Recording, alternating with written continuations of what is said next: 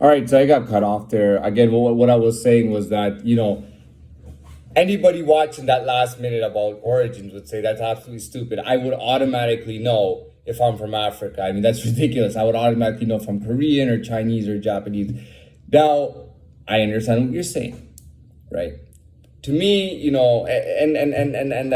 that's very true. That just proves my point because, I look at, like, you can see the hair right now. Okay. It's like, I mean, and I'll tell you, and that's why we got to kind of understand who we are. You know what I mean? I had these vampire teeth. What am I supposed to say about my vampire teeth that I've had since I was a child? Oh, just a weird coincidence.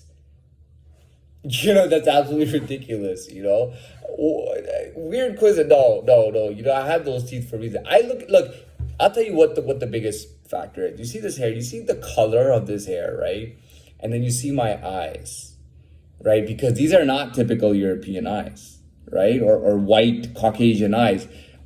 People will typically look at somebody, and if they're blue-eyed and blonde hair, they'll pretty much go, there is absolutely no doubt that this child is Caucasian 100%, right?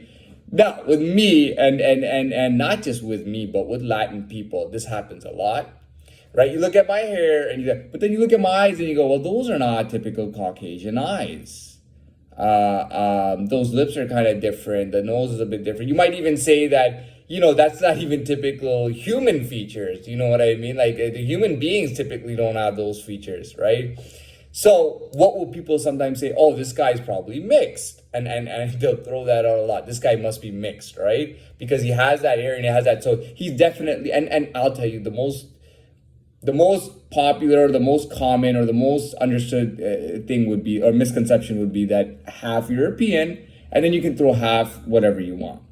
And I'll tell you that if you were to just randomly, without anybody knowing me, if you were to take a survey of, let's say, 100 people from New York City, but different backgrounds, I'll tell you right now, 99.999% of people would say that it's Latino, right? They would say it's Latino because mixed race, they typically, because Latino is a mixed race, it's a race mixed between the Latin race and the indigenous race. Now, we don't, that's why I trust Cortez and I trust history, okay? Because Cortez named this new race Latino for a reason, right? When he declared it New Spain, when he declared Mexico New Spain, he called them Latino for a reason. He was married to the translator, okay? He had a child with the translator.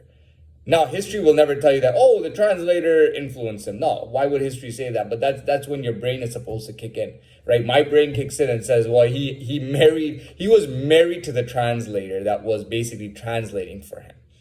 Okay, so what does that O after Latin mean? Only Cortez would know what that O means. To me, it's very possible that, that O probably had some kind of special significance. Now, for a woman who can translate between Latin or Spanish and the indigenous languages, I mean, I'm not saying that she made the name because Cortez made the name, but definitely she could have had an influence in it. That O could mean something special. That O could be like, could represent the indigenous in that matter. But I'll tell you, I forget New York, anywhere in the States, even in Europe, and people would say, Latino. They would always say Latino, right? Now, I told you that I showed you the picture of Vlad the Impaler, the actual portrait of him in the painting, which is in the 1400s, right?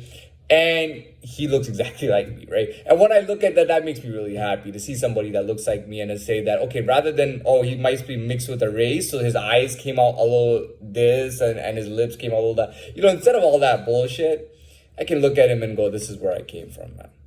Because I look at him and I go, he's got eyes like me, he's got a mouth like me, he's got lips like me, he's got facial hair like me, he's got hair on his head like me.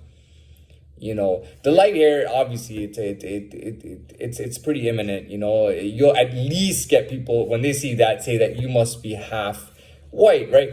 Now, also, if you look at any of the Latin pirates or the conquistadors that used to travel to the Caribbean or to the Americas, or to Latin America, you would see that these are like typical conquistador features. These are all Latin features for the conquistadors or any. I mean, have you ever seen what Captain Morgan looks like? It's exactly what that is what pirates look like who are coming from Spain, okay, or different parts of Europe. Latin people, that's what they look like. That's what the old Latin people look like. These were the particular people who were traveling to the Americas. It wasn't like, conquistador is not as, national as you think. It wasn't the army men that they were sending. Spain didn't say, okay, how many of our army can we send to this new world where they'll most likely die and fail? Just get in there. And if they get there, it's horribly dangerous. Who the hell from the army would want to do that? You know what I mean? You had these private guys like Cortez, these private guys who were skilled and whatnot. And they got together and they said, let's travel there and do this. Have you ever heard of an army man traveling somewhere? Let's say they traveled by aircraft carrier, plane, or ship or whatnot. Have you ever heard of a guy burning his ship down? Have you ever heard of that? Cortez got to Cuba where they had a governor and against his will went to Mexico and had a fight with the governor, infighting with the governor. What does that tell you, right? That these weren't just, people from Spain. No, that's not what it is. These were Latin people. Christopher Columbus was Latin.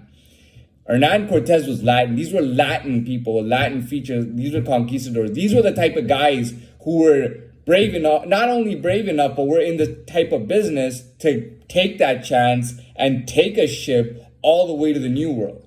This is a crazy, dangerous trip.